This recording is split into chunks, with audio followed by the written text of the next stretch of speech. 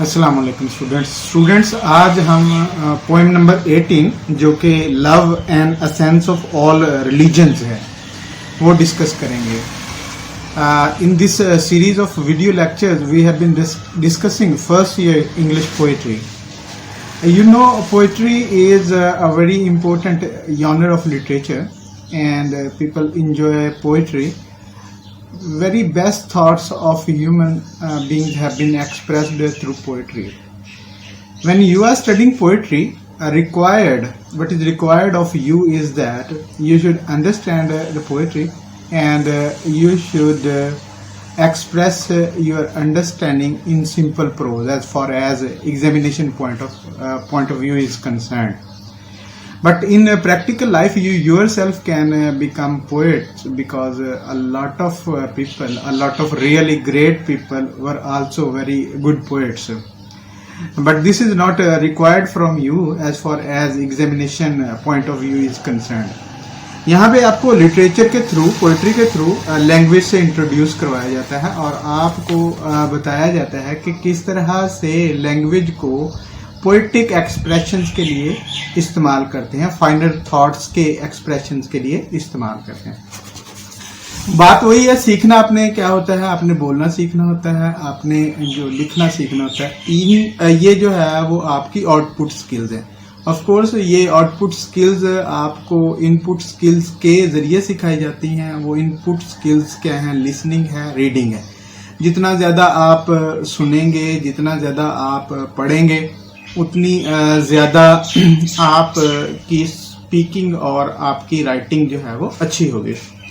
लेकिन इसको करने का मेथड जो है वो यही है कि understanding, without understanding, if someone is speaking and you are not understanding what that particular person is speaking, तो you are not gaining anything.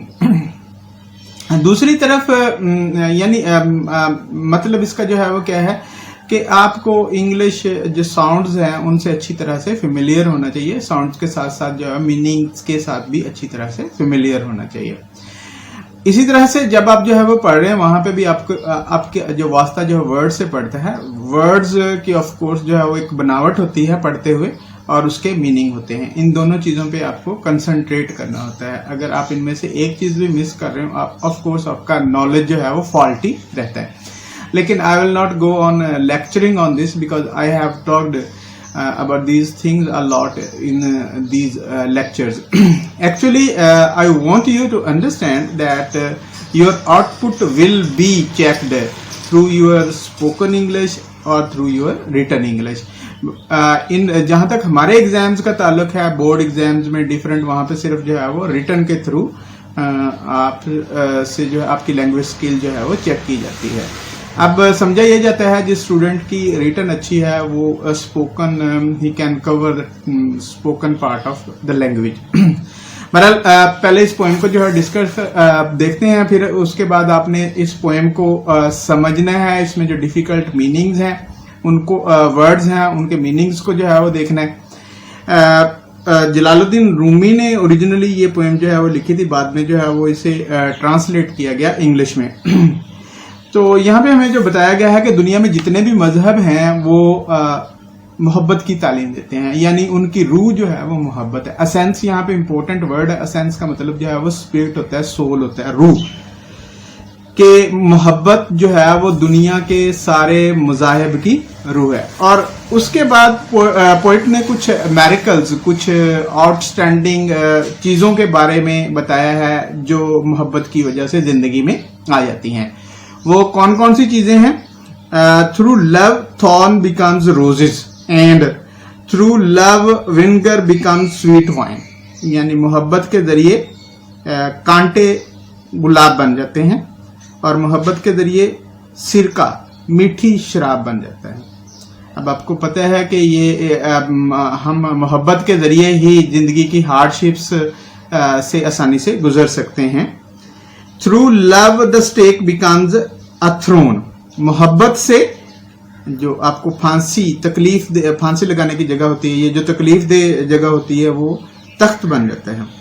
Through love misfortune becomes good Fortune, मोहब्बत में अब बदकिस्मती खुशकिस्मती बन जाती है। Through love burning fire becomes pleasing site, मोहब्बत में जलती हुई आग भी एक खुश करने वाला नजारा बन जाती है। हम मुख्तलिफ पढ़ते रहते हैं इस किस्म की चीजों में, when lovers went through this kind of situations and they underwent very difficult circumstances just on the base of their love. Their love can be love of some human beings or love of God. Through love stone becomes soft as butter. मोहब्बत से क्या होता है, पत्थर इतना नरम हो जाता है जितना मक्खन होता है। Through love grief becomes a joy. मोहब्बत से दुख खुशी बन जाती है। Through love lion becomes harmless. मोहब्बत से शेर जो है वो हार्मलेस हो जाता है, वो बेजरर हो जाता है। हमने वो कहानी पढ़ी है कि एक स्लेव था, वो जंगल से भाग जाता है, वहाँ पे एक अपने मालिक से भाग जाता है, वहाँ पे जंगल में उसकी एक मुलाकात एक शेर से होती है, शेर के पाँव में कांटा लगा था। अब you are familiar with this sort of story. तो इस पोएम को समझना इतना ज़्यादा मुश्किल नहीं है। वो जो सारी की सारी कहानियां हैं जो इन लाइनों के पीछे जो है वो चलती हैं, वो आपको पता है पहले से। Through love sickness becomes health, बीमारी जो है वो सेहत बन जाती है। Through love wrath seems to be mercy, यहाँ पे रैथ जो है मुश्किल वर्ड है, मर्सी जो है मुश्किल वर्ड होता है। रैथ गुस्सा होता है, एंगर, कि वो भी रहम लगता है मोहब्बत में। Through love that rise to life, मोहब्बत में इतनी ज्यादा ताकत है कि ये मुर्दा को जिंदा कर सकती है। Through love the king becomes a slave, मोहब्बत में एक बादशाह जो है वो गुलाम बन जाता है। तो हम इस किस्म की कहानियां अपनी जिंदगी में पढ़ते रहते हैं। बहरहाल जलालुद्दीन रूमी ने हमें बड़े सिंपल से मैरिकल्स बताए हैं, मोजज़ात बताए हैं जो मोहब्बत के जरिए परफॉर्म होते हैं।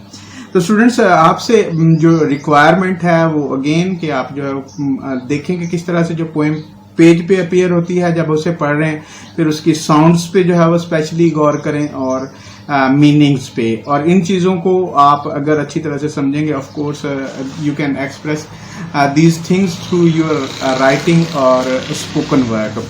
As far as students of intermediate are concerned, the most required skill from them is the writing skill. If they are good in writing skill, they are considered good in all other skills, because writing is the ultimate skill. A person who is poor at listening, at least according to our standards, or poor at spoken skills and or poor at reading skills cannot be a writer, a good writer, acceptable writer. This is what we accept, we acknowledge this.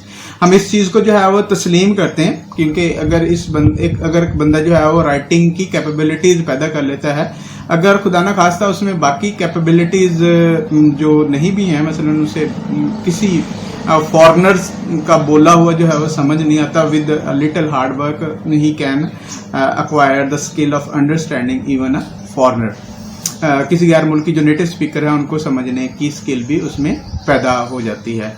इसी तरह से spoken with a little hard work, a writer for a person who can write English, it is very easy for him to acquire the spoken skill as well as with a little hard work. थोड़ा सा उसे मेहनत करनी पड़ेगी, इतनी ज्यादा मेहनत नहीं करनी पड़ेगी। इसी तरह से अगर आप ने कुछ समझा होगा तो आप जो है उस चीज के बारे में जो है वो लिख सकेंगे। तो समझा ये जाता है कि उस बंदे की रीडिंग भी अच्छी होती है जिसकी राइटिंग अच्छी होती है। इसीलिए जो है वो सारी स्किल्स जो है एक ही स्किल में चेक कर ली जाती हैं, और वो है वो राइटिंग स्किल हमारे एग्जाम। मैं बार बार बता रहा हूँ, आपके एग्जाम्स में किस किस्म के क्वेश्चन आते हैं, आपको एक्सप्लेन करना आता है with reference to the context. कुछ लाइनें आपको दे दी जाती हैं और आपसे कहा जाता है कि इसको एक्सप्लेन करें with reference to the context. वहां पे आपने पोएट को रिकॉग्नाइज करना होता है, पोएम को रिकॉग्नाइज करना होता है, उस पोएम के जो है वो ओवरऑल एनवायरनमेंट को रिकॉग्नाइज करना होता है, और फिर उन लाइनों को जो लाइनें आपको दी गई हैं उनको आपने एक्सप्लेन करना होता है। जब आप जो है वो एक्सप्लेन कर रहे होते हैं, ऑफ कोर्स पोएट्री में एक स्टेटेड मीनिंग होते हैं, एक इम्प्लाइड मीनिंग होते हैं, तो दोनों को आपने थोड़ा थोड़ा जो है वो एक्सप्लेन करना होता है। तो ये आपसे जो है रिक्वायर किया जाता है। फिर शॉर्ट क्वेश्चन पूछे जाते हैं, लाइक जो है वो थीम के बारे में पूछा जा सकता है, और कोई भी जो है वो क्वेश्चन इसके textual question, text based question जो है वो कोई भी जो है वो पूछा जा सकता है।